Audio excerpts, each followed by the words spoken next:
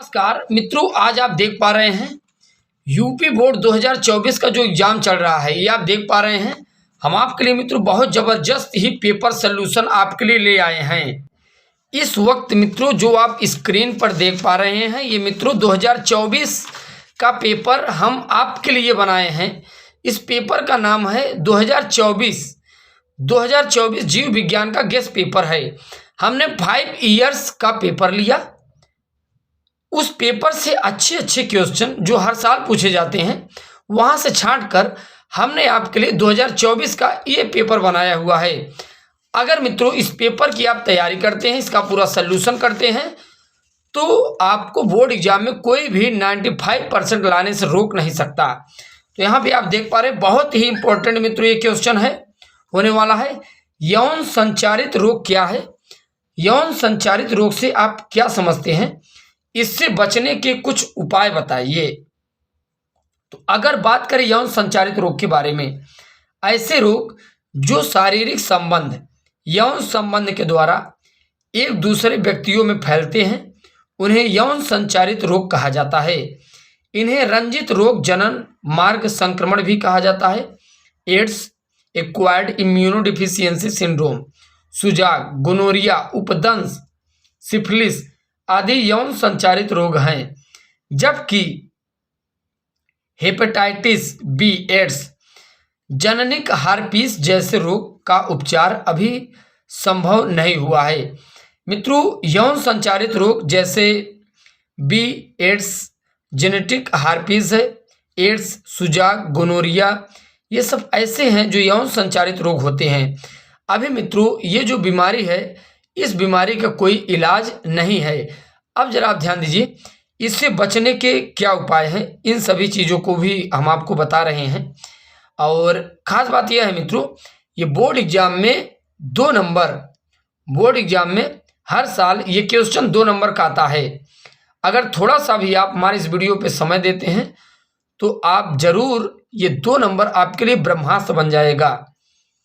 किसी एक व्यक्ति के लिए प्रयोग की गई इंजेक्शन अथवा ब्लेड का दोबारा प्रयोग नहीं करना चाहिए। किसी एक व्यक्ति के लिए प्रयोग की गई इंजेक्शन अथवा ब्लेड का दोबारा प्रयोग नहीं करना चाहिए। जरा आप इस चीज़ को समझिए। आगे नेक्स्ट क्या कह रहा है? असुरक्षित यौन संबंध से बचना चाहिए।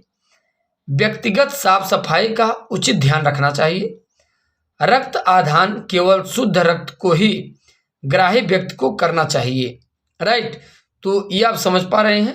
पहले तो आप यदि कोई किसी डॉक्टर से आप इंजेक्शन लगवाते हैं, तो आपको उसका परीक्षण करना चाहिए, उसका जांच करना चाहिए कि जो आप इंजेक्शन लगवा रहे हैं, उस इंजेक्शन को किसी अन्य व्यक्ति को उपयोग न किया हो। राइट। दूसरा, असुरक्षित यौन संबंध से बचना चाहिए। व्यक्तिगत साफ सफाई का उचित ध्यान, देखिए साफ सफाई का उचित ध्यान रखना चाहिए। रक्त आधान केवल शुद्ध रक्त को ही ग्राही व्यक्ति को करना चाहिए। मतलब मित्रों यदि आप किसी को ब्लड डोनेट कर रहे हैं, तो आप यदि आपको कोई बीमारी नहीं है, तभी आप दूसरे व्यक्ति को आप ब्लड डोनेट करिए, नहीं तो समस्या उत्पन्न हो जाएगी। मेंडल के प्रभाविता नियम को आरेखीय प्रतिरूपण द्वारा स्पष्ट कीजिए। मित्रों जो मेंडल के प्रभाविता का नियम है, इस चीज को जरा आप समझिए।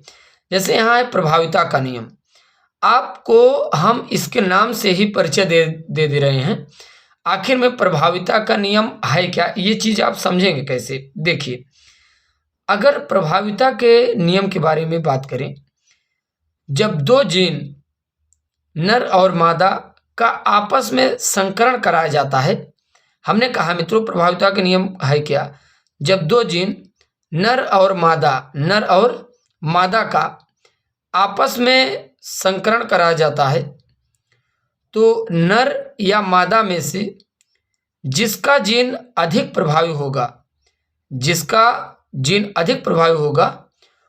उसी का लक्षण उत्पन्न होगा पौधे, संतान या फिर जीव के अंदर। राइट। अब इस चीज को जरा आप ऐसे समझिए, जैसे आपके पिता और माता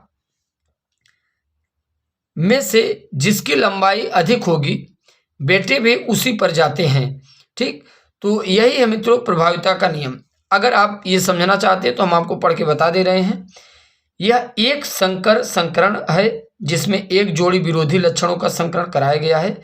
जब दो समयुग्मकी नस्लों पौधा जनक पौधों के मध्य संकरण कराया जाता है तो F1 पीढ़ी में बनने वाले संतति में एक ही लक्षण एक जीन प्रदर्शित होता है तथा दूसरा लक्षण छिपा रहता है।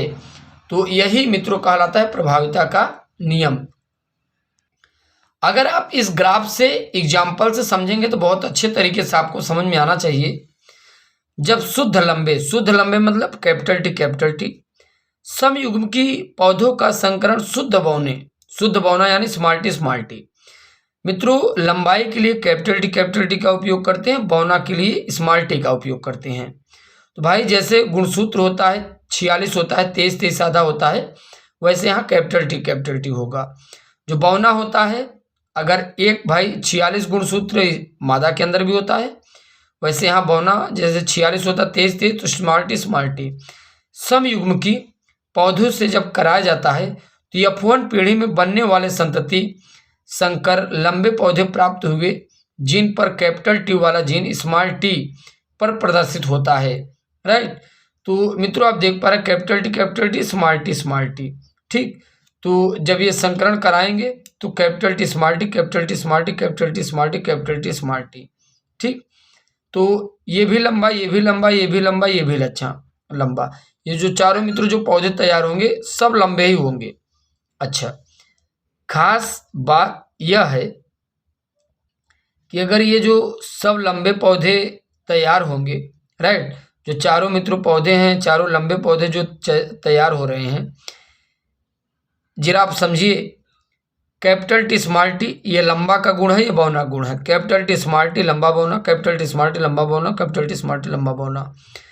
तो मित्रों लंबा बौना दोनों है तो लक्षण भी कैसा उत्पन्न होगा, लंबा उत्पन्न होगा। राइट, अब इसी में मित्रों आ जाता है आपका पृथक्करण का नियम। आखिर में है क्या, जब संकरण कराया जाता है प्रभावी और अप्रभावी लक्षण का जो जीन होता है तो समयुग्मकी द्वारा, जैसे गुणसूत्र नर के अंदर 46 है, मादा के अंदर 46 है, तो 46 गुणसूत्र का ऑटोमेटिक विभाजन होगा 23 हो जाएगा, फिर 46 का विभाजन होगा 23 हो जाएगा। तो ये ऑटोमेटिकली विभाजित होकर ये जीन में चले जाते हैं। इसी कहते मित्रों ऑटोमेटिकली ये विभाजित होते हैं, इसी कहते पृथक्करण का नियम। मेंडल का यह नियम युग्मकों की शुद्धता का नियम भी कहलाता है। इस कारण माता तथा पिता के कारण संतति को में अपना प्रभाव दिखाते हैं। राइट, और ये ग्राफ आप समझ पा ही रहे होंगे कैसे हमने समझाया है। बाकी नेक्स्ट वीडियो लेक्चर के साथ मुलाकात करते हैं। जय हिंद, जय भारत।